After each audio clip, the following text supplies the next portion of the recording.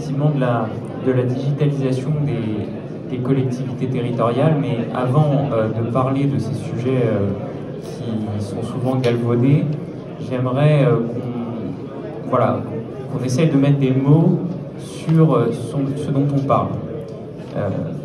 D'abord, le sujet de la transformation digitale dans les collectivités, il est aux frontières des enjeux juridiques.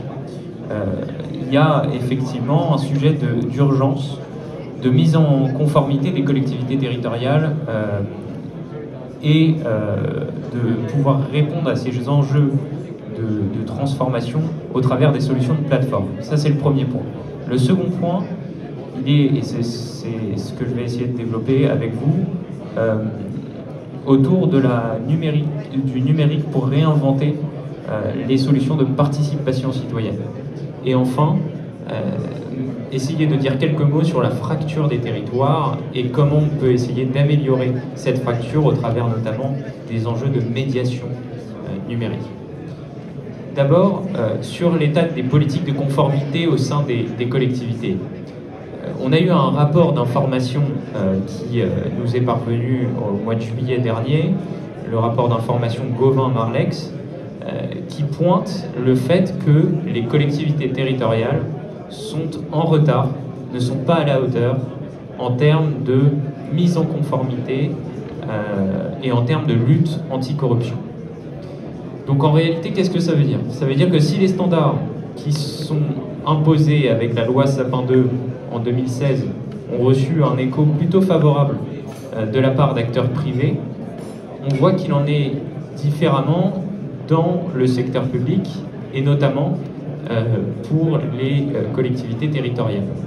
Qu'est-ce que concrètement ça veut dire? Ça veut dire qu'en fait, toutes les recommandations faites par l'autorité française anticorruption, l'AFA, n'ont pas forcément été suivies des faits pour ce qui est du secteur public.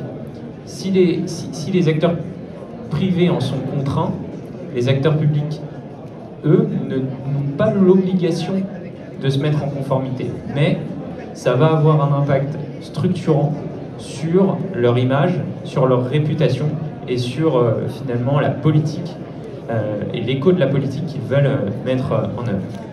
Donc, ce qu'on a pu observer, c'est qu'il y avait un vrai besoin des entités à se faire aider sur ces sujets-là, une vraie volonté de se mettre en conformité malgré l'absence de sanctions définies par la loi.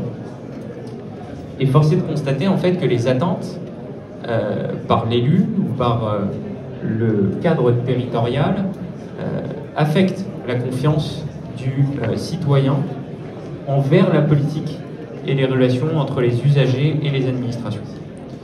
Donc, sensibilisation, premièrement, prévention et sanction, ces trois éléments soulevés pour orienter le secteur public vers une lutte anticorruption au sens de la loi de Sapin 2. Donc, ça c'est le premier point. Ensuite, le constat, c'est pourquoi finalement les collectivités n'arrivent pas à se mettre en conformité vis-à-vis de cette loi. C'est un manque de clarification des personnes responsables au sein de l'organisation. Et deuxièmement, c'est un manque d'outils efficaces pour répondre à la mise en œuvre opérationnelle des dispositifs demandés. Donc si on adresse ces deux points, ces deux problèmes-là, il sera question de répondre ensuite aux deux défis nouveaux et majeurs qui sont ceux auxquels les acteurs publics doivent se soumettre.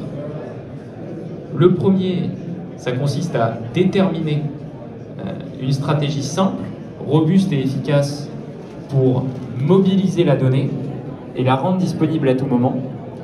Et deux, la seconde, c'est mettre en œuvre des campagnes de déclaration de conflits d'intérêts ou justement de suivi opérationnel et quotidien d'une gestion efficace des entrées, des sorties des collaborateurs dont l'outil qui sera adopté. Pour vous donner un exemple en chiffres, l'AFA a contrôlé en 2018 15 acteurs publics, 2 régions, 2 départements, une métropole. Donc ça montre en fait qu'il y a une volonté des acteurs en place de se mettre en conformité, qu'ils n'ont pas les outils pour le faire, et que derrière les autorités de contrôle essaient de rattraper un peu le wagon en disant attention, sur ces sujets-là, il y a un enjeu et il y a des sanctions qui sont importantes si vous ne vous mettez pas effectivement en conformité.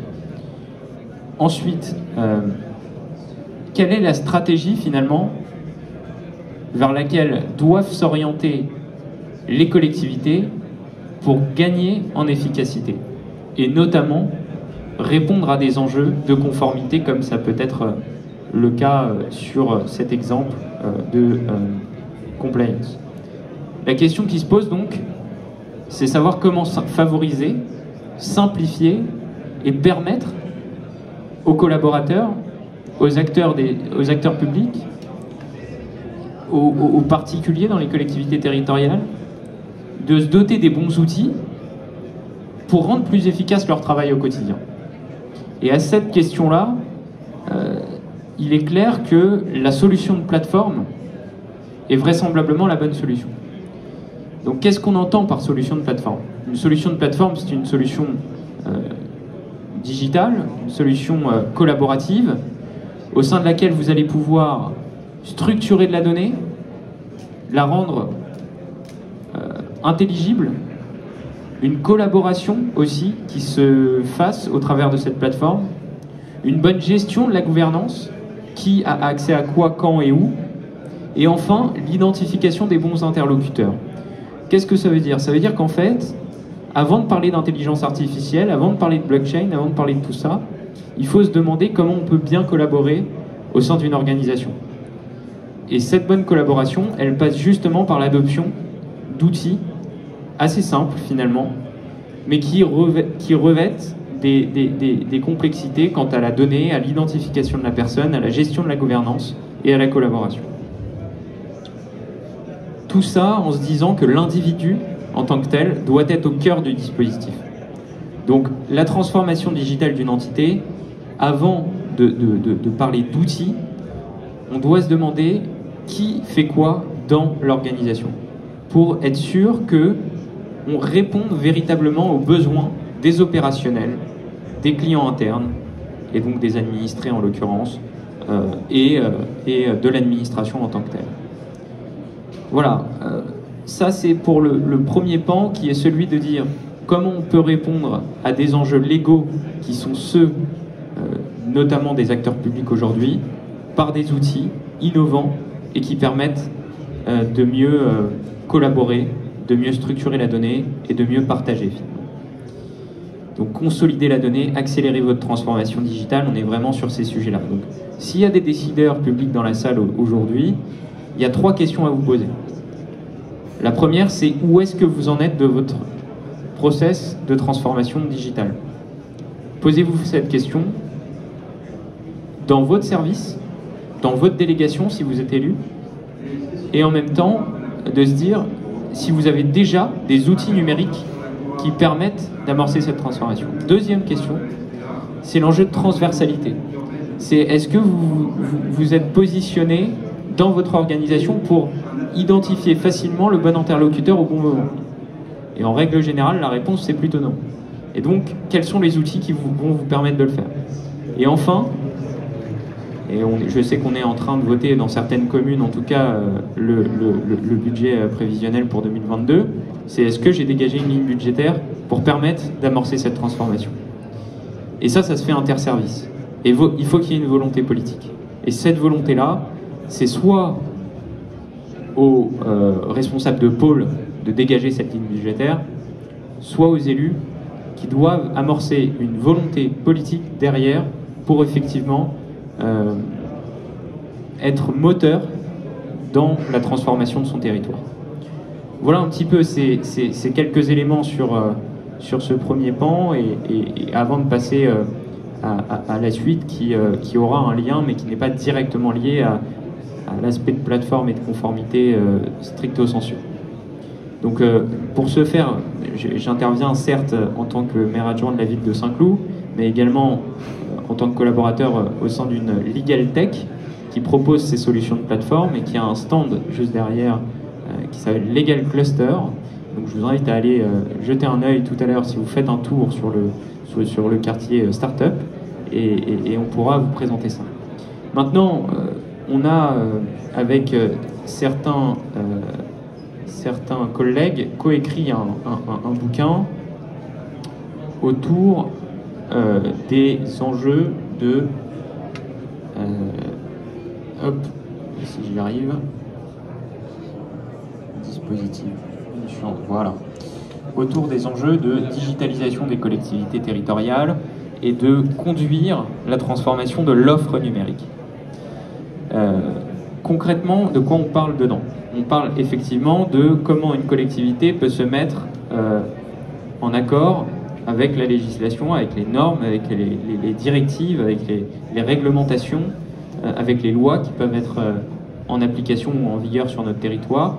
Mais c'est également se poser des questions un peu plus macro en se disant comment on réinvente la participation citoyenne dans nos territoires et comment on peut répondre efficacement à une fracture numérique qui est réelle aujourd'hui en France. La participation des citoyens, elle a été bouleversée. Elle a été bouleversée avec la crise Covid.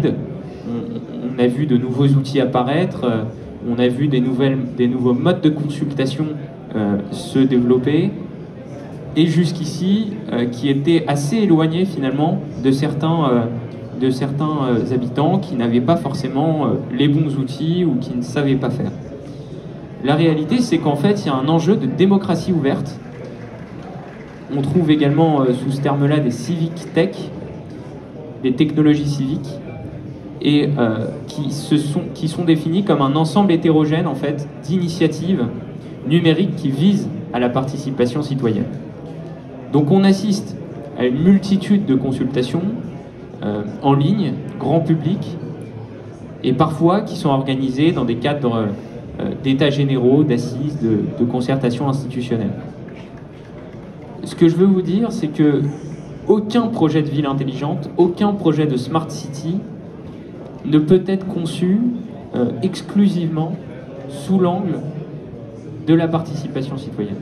C'est certes important, mais ce ne doit pas être le seul élément. 3 éléments doivent être pris en compte. Premièrement, la participation. Deuxièmement, la collaboration. Et troisièmement, la transparence. D'abord, la participation.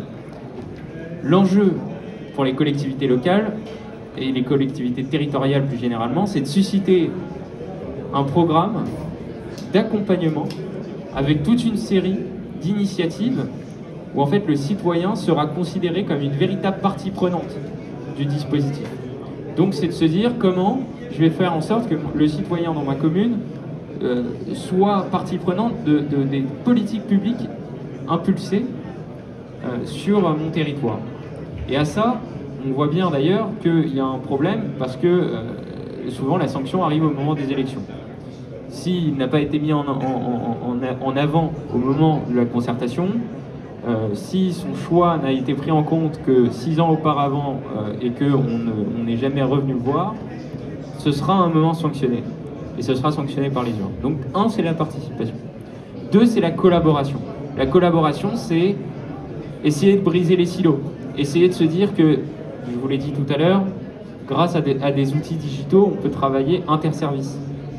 Mais c'est aussi de se dire que comment on peut mieux travailler entre le citoyen et l'administration.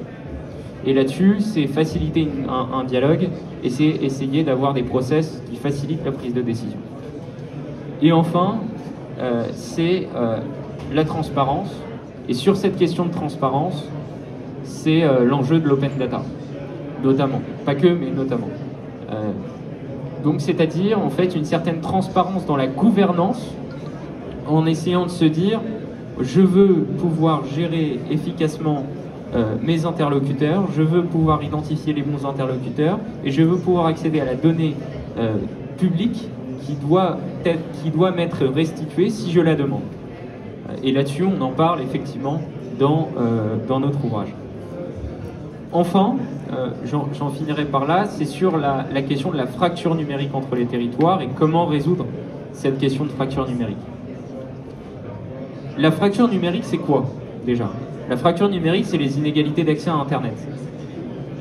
Ça renvoie en fait à une sorte de ligne de partage entre les territoires, entre des groupes sociaux, et qui montre que certaines collectivités ont accès facilement aux technologies de l'information et d'autres n'y ont pas ou peu accès.